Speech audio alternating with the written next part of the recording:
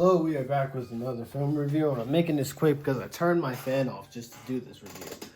We are reviewing I Always Know What You Did Last Summer, and let me tell you, the series peaked at number 2 because this film, it's very interesting. It's very interesting. So we follow the particular characters that we're familiar with, and not really familiar with, but it has an interesting premise. So during the summer, the 4th of July weekend, they end up having one of their friends die because someone's actually portraying themselves as the killer of the past. Just like a messed up version of Scream. And it's because of that they're being stalked by this killer. And they don't know who it is. They think it's one of them. And the film just follows a similar beat from there.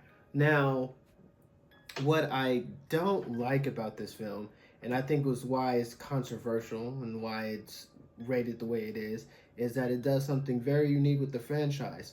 It does what Jason Goes to Hell did, right? It reinvented it. It did something very different. It says, hey, let's make this thing a zombie. Now, I'm not against the zombie idea, right? But it has to make fucking sense. The zombie appearing made no sense because from my understanding of the film, you can see the same film, you probably get a different interpretation. There's no relationship between the person that died and the killer. So it's like, why are you going so hard for something that you have no relationship with, right? But that's outside of here or there. We are overexposed to the killer and the costume. Now, what I said in previous reviews, what makes a killer or makes a stalker or slasher villain very interesting is those close-up shots, those very intimate shots. A lot of it not being seen. But in this film, everything is a fucking wide shot. So it's like you see the killer coming a mile away. You can't really be surprised. The kills were okay, did lack a sense of creativity. It was a very slow start. I want to say, like, we're given like the first hour or so, you probably only lose one person, and then when it picks up, it really does pick up.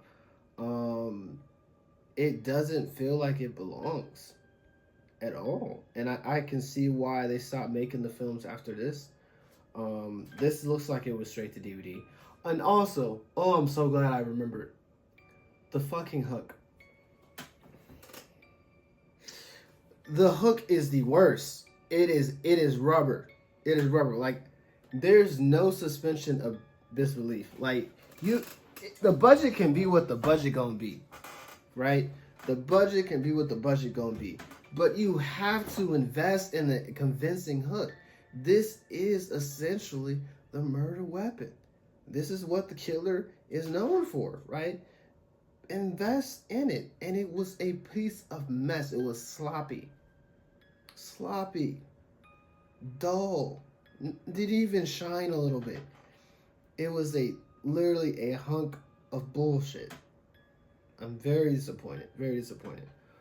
Now this film, I do recommend that you see it only if you've seen the first 2 films, just to clear the franchise, just to say like, hey, I've seen all of them. I mean, there's a remake that they did like recently, but yeah, it is not a good film. It's not a good film. Now, if you ask me, will I see this film over Jason Goes to Hell? Absolutely. Oh my gosh, absolutely. Because Jason Goes to Hell, I'm never seeing that film again. Like, you couldn't even, no. To make me see that film again is torture. But this one definitely could have did some things better, like a little bit more intimate shots. Didn't like the zombie angle. I felt like motivations weren't clear from the killer.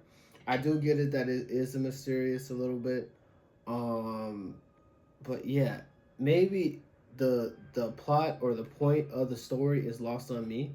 Maybe I missed a key detail, which is familiar with, like, if you've seen the review of the other films, I do miss a couple key details. But it definitely could have been better. Definitely much to be desired. And easily my least favorite of the franchise. So if I were to rate the three films, I would say I still know what you did last summer. I know what you did last summer. And then I always know what you did last summer, right? And I have yet to see the reboot. But yeah, that's my review of the film. Like on the video, comment down below. Have you seen this film? What are your thoughts? Do you disagree? Do you actually enjoy the film? I want to hear it. Do you also understand the plot point from why we have a zombie killer? Does he have like a relationship with the family? Did I miss something? Was my ears clogged up? You know, because I admit it was kind of hard getting through this film, but I was like, fuck it, I'm already in it. I got to see it through. Let me know. Comment down below. And as always, subscribe and jarritos on me. Ciao.